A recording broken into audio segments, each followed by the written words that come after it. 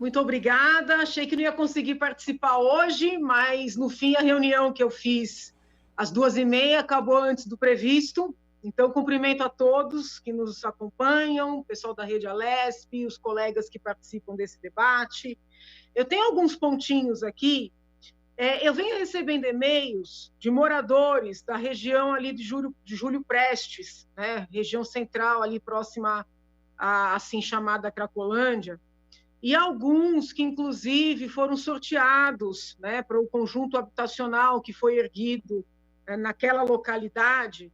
E eu estou muito assim, solidária às pessoas que têm mandado seus e-mails, porque essas pessoas estão considerando abrir mão da unidade habitacional, são pessoas que vivem, né, muitos anos de aluguel, trabalhadores, têm suas famílias para sustentar, que festejaram, né, o fato de terem sido sorteadas, que se programaram para pagar as parcelas, mas são pessoas que estão considerando abrir mão da unidade habitacional em virtude da insegurança do local, em virtude da ausência de policiamento, da existência não só de usuários de drogas, mas de traficantes também. São pessoas que têm filhos e filhas adolescentes, estão com medo desses jovens irem e voltarem das escolas. Neste momento, né, estamos todos em isolamento, mas temos que pensar na retomada da normalidade.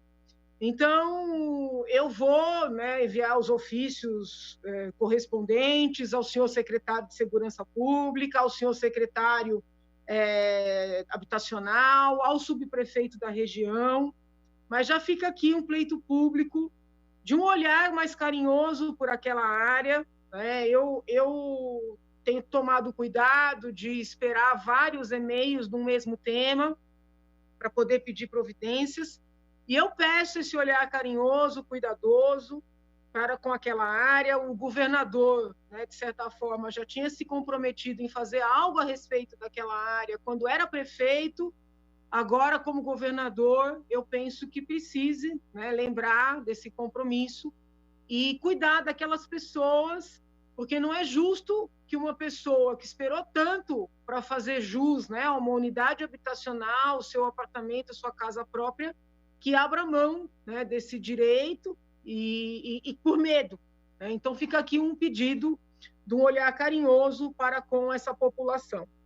Acabei de conversar numa reunião virtual com o professor Dimas Covas, responsável pelo Butantan. Eu havia solicitado informações sobre a vacina, né, que eles estão desenvolvendo em parceria com a empresa chinesa. Ele me explicou o histórico, deixou muito claro que é um histórico completamente independente da questão dos respiradores, que é um assunto que eu também estou acompanhando, e eu fiquei muito agoniada quando soube da vacina, justamente em virtude de ter encontrado assim, muitos equívocos na contratação dos respiradores, e as autoridades estão prestando todos os esclarecimentos cabíveis. Eu estou acompanhando, seguirei acompanhando, e o professor Dimas, com a sua equipe, foi muito gentil, me atendeu virtualmente, já me convidou para ir presencialmente, assim que eles entenderem que é segura essa visita, e eu vou. E ele explicou, disse que todos os protocolos estão sendo seguidos, todo o material foi enviado à Anvisa, ao comitê de pesquisa, que as pessoas só serão convocadas, convidadas, quando esses protocolos forem aprovados, que a ideia de fazer essa terceira fase em São Paulo tem a ver com o fato de nós estarmos em meio à pandemia, que as 700 pessoas que já passaram pelos primeiros testes não são brasileiras, porque eu tinha muito essa preocupação, sabe, de nós sermos um país do terceiro mundo, né, escolhido para que o nosso povo seja cobaia. E o professor foi muito firme, sanou todas as minhas dúvidas, disse que esses protocolos estão sendo seguidos. Então, eu pelas notícias, entendi que as pessoas já estavam sendo, vamos dizer assim, submetidas a essa vacina, e não, né, porque eu, como professora de Direito, de Bioética, eu sei que tem todo um trâmite em termos de autorizações mesmo, né? e o professor me deixou muito segura nesse sentido, né? Então, aqui é um relato dessa reunião. Vou seguir acompanhando essa pauta, porque entendo que é importante para a população. Noticio aqui também que ontem fiz parte de um debate que eu considero também muito importante com médicos do Brasil inteiro, tratando uma abordagem mais vanguardista de aplicar a medicação nos pacientes de Covid já no aparecimento dos primeiros sintomas. E eu, pessoalmente, né, muito embora respeite todas as orientações em sentido contrário, eu tenho a convicção de que o tratamento, no primeiro momento, ele é mais efetivo, e me senti muito confortável, né, a ver tantos médicos pelo Brasil que têm essa mesma convicção, estão tratando os seus pacientes já no primeiro momento, que têm evidências de que as internações e os óbitos passaram a cair no Amapá, no Amazonas, né, em Pernambuco. Então, divido aqui com os senhores, esse evento de ontem durou mais de 3 horas, está disponível no site dos Médicos pela Vida. Então, fica aqui a indicação que assistam esse debate, que eu achei que foi muito válido. Conforme me comprometi, fui analisar a proposta do secretário da Educação, professor Rossielli, que também, né, foi paciente do Covid, graças a Deus também se curou, e eu não acho, né, respeitando o professor Janazzi, eu não acho que a proposta seja irresponsável, porque muitos professores haviam me procurado, temerosos de que as aulas fossem retornar já em julho. Eu disse a esses professores, sem ter nenhuma informação, que eu considerava muito pouco provável, porque os números ainda estão muito altos, e o professor Rossielli fez um anúncio de uma potencial volta em setembro, ainda parcial.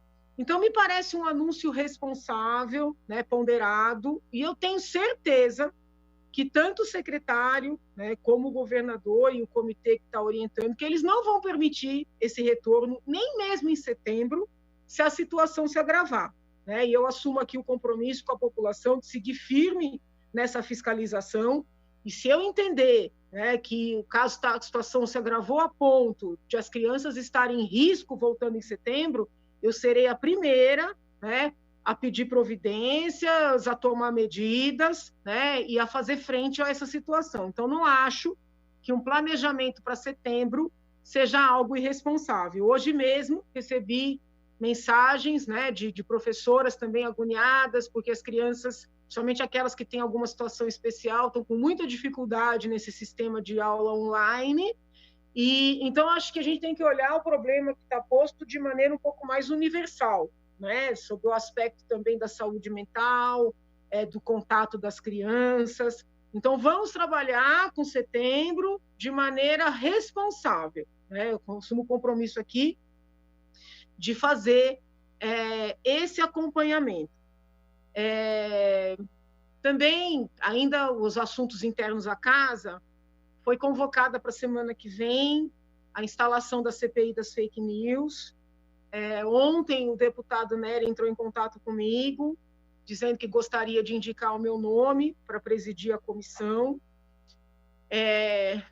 Eu não sei muito como funcionam essas coisas, né? Não fiz contato com nenhum colega, acho sempre importante os colegas terem a liberdade de voto. Não sei se o certo é fazer contato, não é fazer contato. Tenho medo de não fazer e alguém achar que eu sou metida e não fui pedir voto. Tenho medo de fazer e a pessoa achar que está sendo constrangida. Então, fica aqui o anúncio, né, público, formal, respeitoso, com a liberdade de todos os colegas, de que eu aceitei que o deputado Nery indique meu nome para presidir a CPI, o que não significa impor aos colegas qualquer constrangimento, né, no seu direito de voto, porque eu sei que a minha visão sobre esse assunto é uma visão muito particular, muito peculiar, muito técnica, em que eu coloco à frente a liberdade de expressão e de manifestação, e vou respeitar os colegas na decisão que vierem a tomar, né, nessa sessão convocada pela deputada Maria Lúcia Amari para o dia 30 de junho. Tá? Então, fica aqui a notícia de que o deputado Nery propôs me indicar, eu aceitei, mas vou concorrer de maneira democrática e transparente, como é o certo, né? E respeitando os colegas. Já peço a minha reinscrição. Muito obrigada.